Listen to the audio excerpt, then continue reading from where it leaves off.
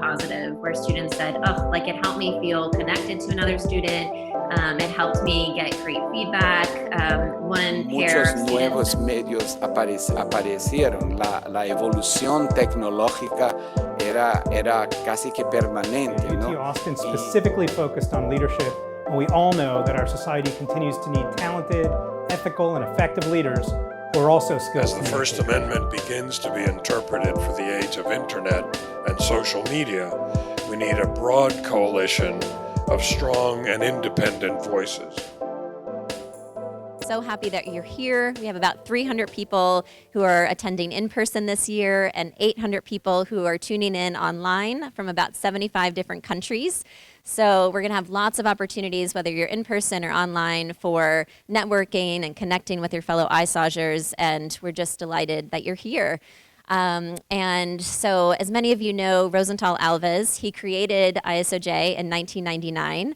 It was a very small gathering at the time, and since then it has really grown into this very widely respected international journalism conference. And many people over the years have told us it's the best journalism conference in the world, and we like to humbly agree. So hopefully you'll leave here after the next 2 days with that same thought. And with that said, I would like to turn the conversation over to my dear colleague Rosental and ask you to please give him a big round of applause.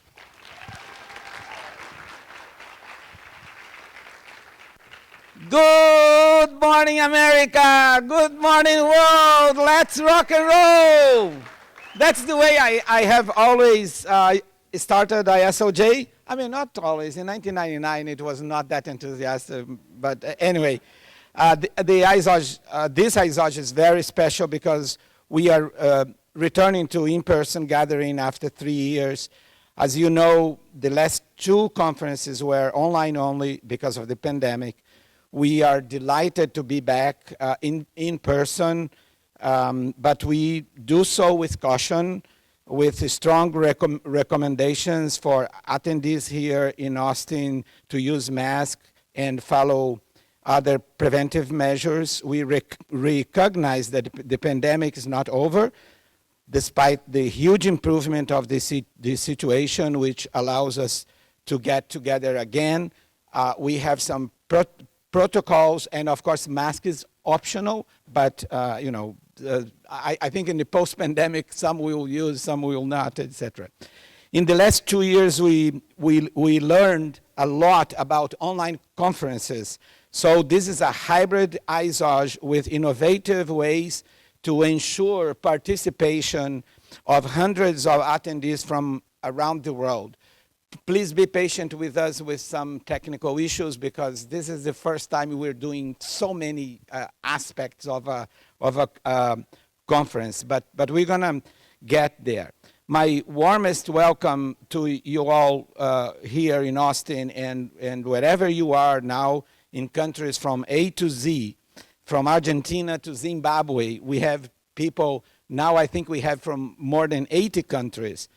I want to thank Knight Foundation and Google News Initiative for their generous contributions that make ISOJ possible. Also, I'd like to thank the Knight Center team and many people involved in the organization of the ISOJ, the Veritas agency, the Moody College people, the AT&T Center people. Very special thanks to Dr. Amy Schmidt-Weiss, our distinguished alumna and a professor at San Diego State University who leads our research component of ISOJ. My gratitude to Dr. J. Bernhardt, the Dean of the University of Texas Moody College of Communication, who will be hosting a Moody party, our welcome reception this evening. Dr. Bernhardt will now welcome you all on behalf of our college and our university. So welcome our Dean, Dr. Bernhardt. Thank you. Good morning. Good morning. It's so great to be back in person in 3 dimensions and see all of you and to be here with you, and also to everyone watching around the world. Good morning or good evening, depending on where you are, and we're delighted that you're with us. I love when I'm introduced at the beginning to say I'm also hosting a party tonight, so hopefully that will make my remarks even more welcoming to you this morning. And we hope you all, of course, will join us this evening for our in-person get-together, which really is so cathartic to, again, celebrate each other's company and experiences, and just the warmth of bringing people together is wonderful.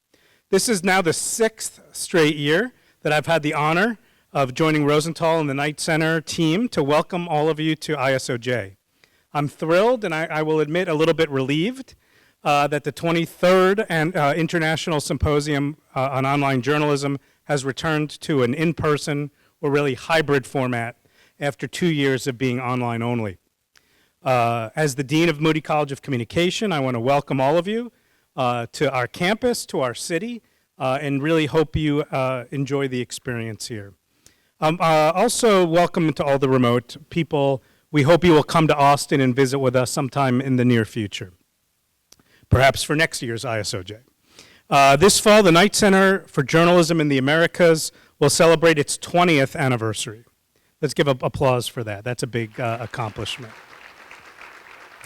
Of course, you know it was created by Professor Rosental Alves, Knight Chair in International Journalism and UNESCO Chair in Communication, thanks to a generous grant from the Knight Foundation originally back in 2002. The Knight Center is one of 11 centers and institutes in Moody College of Communication, which is one of the largest and most comprehensive communication colleges in the country. ISOJ is one of several major programs that the Knight Center sponsors, including they are the home and a world leader in sponsoring massive online open courses, also known as MOOCs, for journalists and journalism scholars around the world. Like ISOJ, the Knight Center courses have helped thousands of journalists and journalism scholars to navigate the challenges of the transition to the digital era of journalism. Since the inception of their MOOCs, less than a decade ago, the Knight Center has already reached an incredible 270,000 students and learners from more than 200 countries and territories. Initially focused only on Latin America and the Caribbean, the Knight Center now has become a global operation, much like ISOJ. The challenges that journalism and journalists face during this transition to the digital era have been existential and universal. Throughout these difficult years for journalism, ISOJ has been a critical resource, anticipating the trends and creating a forum to discuss some of the most pressing issues among journalists and media executives and media scholars. ISOJ helps to bridge the gap between the news industry and academia and helps curate the most relevant scholarly presentations and best practices that can be shared and emulated. We are proud and grateful for the outstanding work done by recently promoted Dr. Amy Schmidt-Weiss, an alumna of Moody's PhD program, who is ISOJ's research chair and co-editor of the journal affiliated with the conference. The guest editor of ISOJ this year is Dr. Seth Lewis, professor and director of the journalism program at the University of Oregon. Like Amy, Seth is also an alum of our program, just a coincidence. And we look forward to the research panel that Amy and Seth will lead this afternoon on the very timely topic of news and AI, artificial intelligence. Tomorrow, the traditional ISOJ research breakfast will focus on the outstanding work of Moody College's Center for Media Engagement, led by the incredible Dr. Talia Stroud and her phenomenal team of scholars. So we hope all of you will appreciate and enjoy that panel.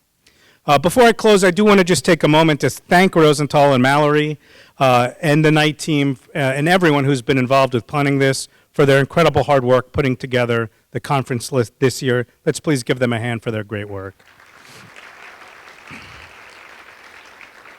And I, too, want to share my personal gratitude to the Knight Foundation and to Google for their strong support of ISOJ and to the work of the Knight Center.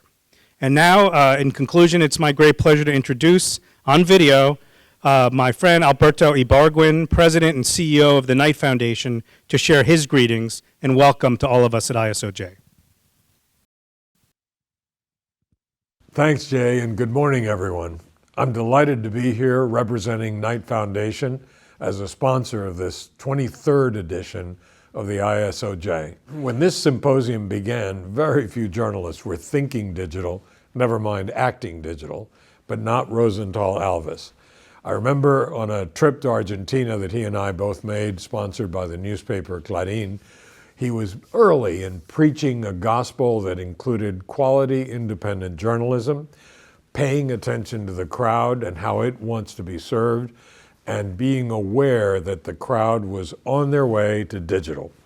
It reminded me of the Yogi Berra saying that if the fans don't want to come to the ballpark, nobody can stop them. Rosenthal understood that, and thank you, Rosenthal and the University of Texas, for having started the symposium while Google was still getting going, a decade before the first iPhone and before Facebook had even gone to college.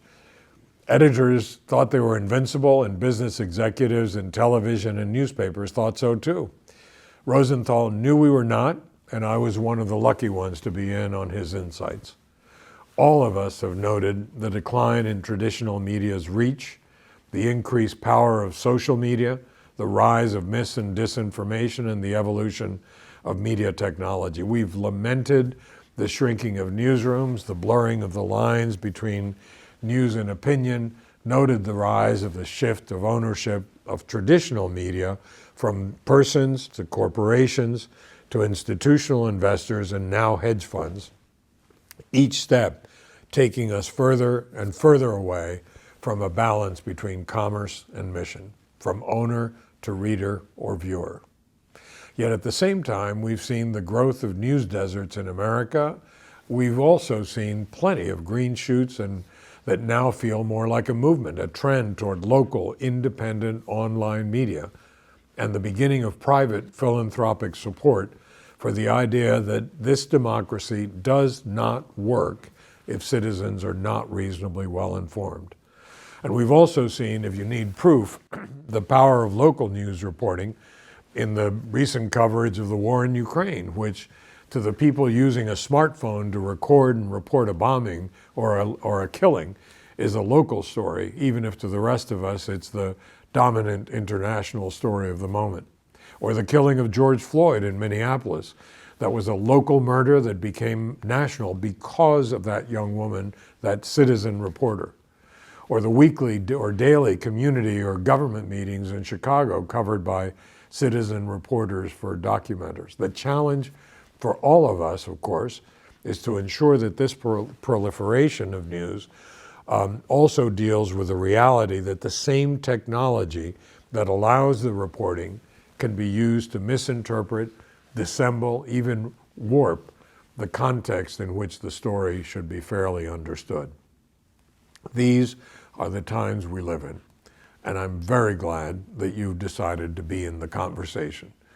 As we begin, I confess I'm sorry I can't be with you in person, but in some ways, though, this pivot to a new kind of hybrid conference, this necessary embrace of technological change, fits a post-COVID moment and very much is in the tradition of both the Knight brothers and Knight Foundation.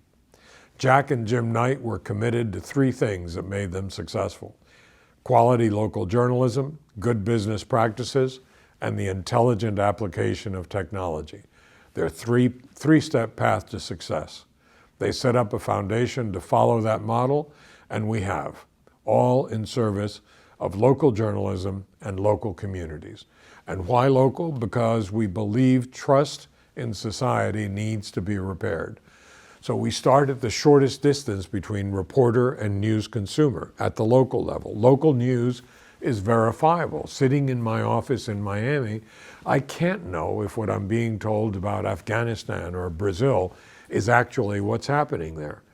But when the Miami Herald reports on highway construction on I-95, I know it's true because I can see it and I've gotten stuck in traffic there.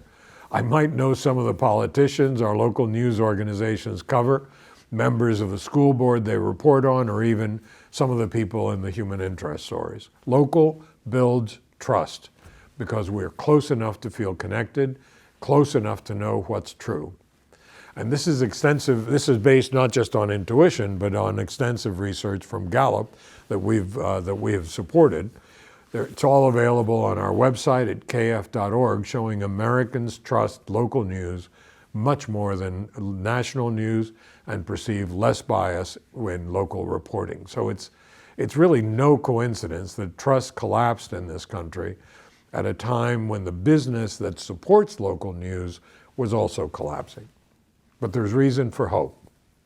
There are just a few examples in the United States alone. Chicago Public Media acquired the Chicago Sun-Times, the first combination of a leading public radio station and a large metro newspaper led by the MacArthur Foundation.